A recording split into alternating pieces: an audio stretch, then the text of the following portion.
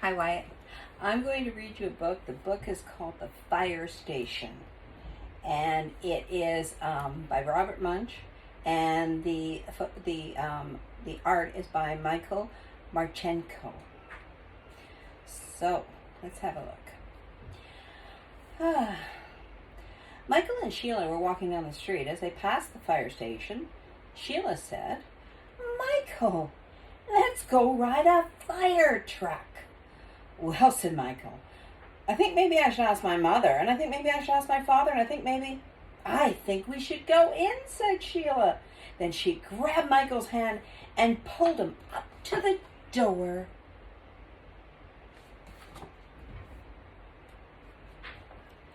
Sheila knocked. Blam, blam, blam, blam, blam. A large fireman came out and asked, "What can I do for you?" "Well," said Michael, "maybe you could show us a fire truck and hoses and rubber boots and ladders and all sorts of stuff like that." "Certainly," said the fireman. "And maybe," said Sheila, "you'll let us drive a fire truck." "Certainly not," said the fireman. Did you know that your grandpa used to be a fireman? He was a fireman for many years here in North Vancouver. They went in and looked at ladders and hoses and big rubber boots.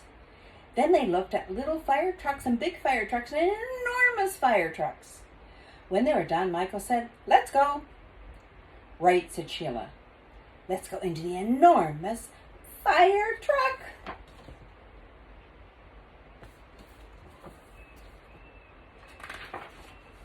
While they were in the truck, the fire alarm went off. "Clang, clang, clang, clang, clang." "Oh, no," said Michael. "Oh, yes," said Sheila. Then she grabbed Michael and pulled him into the back seat. Firemen came running from all over. They slid down poles and ran downstairs. Then they jumped onto the truck and drove off. The firemen didn't look in the back seat. Michael and Sheila were in the back seat.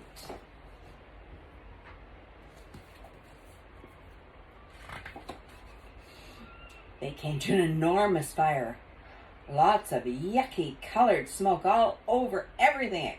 It colored Michael yellow, green, and blue. It colored Sheila purple, green, and yellow. When the fire chief saw them, he said, "What are you doing here?" Sheila said, "We came in the fire truck. We thought maybe it was a bus. We thought maybe it was a taxi. We thought maybe it was an elevator.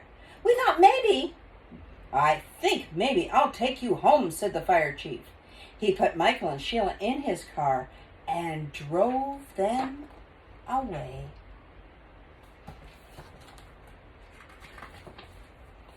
When Michael got home, he knocked on the door. His mother opened it and said, "You messy boy! You can't come in and play with Michael. You're too dirty." She slammed the door right in Michael's face.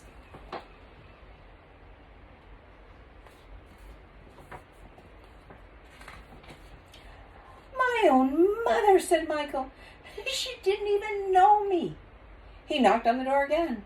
His mother opened the door and said, "You dirty boy! You can't come in and play with Michael. You're too dirty. You're absolutely filthy. You're a total mess. Oh no, you're Michael." Michael went inside and lived in the bathtub for 3 days until he got clean.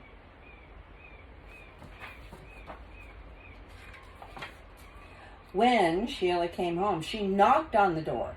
Her father opened it and saw an incredibly messy girl. He said, "You can't come in to play with Sheila. You're too dirty." He slammed the door right in her face. "Oh," said Sheila, "my own father, and he didn't even know me." She kicked and pounded on the door as loud as she could. Her father opened the door and said, "Now stop that racket, you dirty girl. You can't come in and play with Sheila. You're too dirty.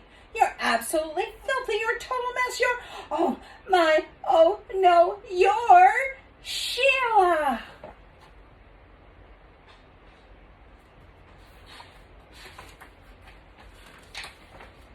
Right, said Sheila.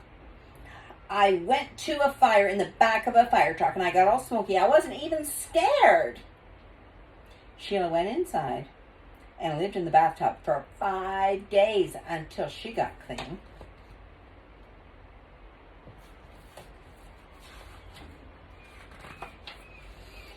Then Michael took Sheila on a walk past the police station. He told her, if you ever take me in another fire truck, I'm going to ask the police to put you in jail. Jail? Yelled Sheila. Let's go look at the jail. What a great idea. Oh no, yelled Michael, and Sheila grabbed his hand and pulled him into the fire station. Well, I don't know about you, Wyatt, but I'd say that was a very good story. I'm glad you're listening. Read it again, I hope. Bye-bye.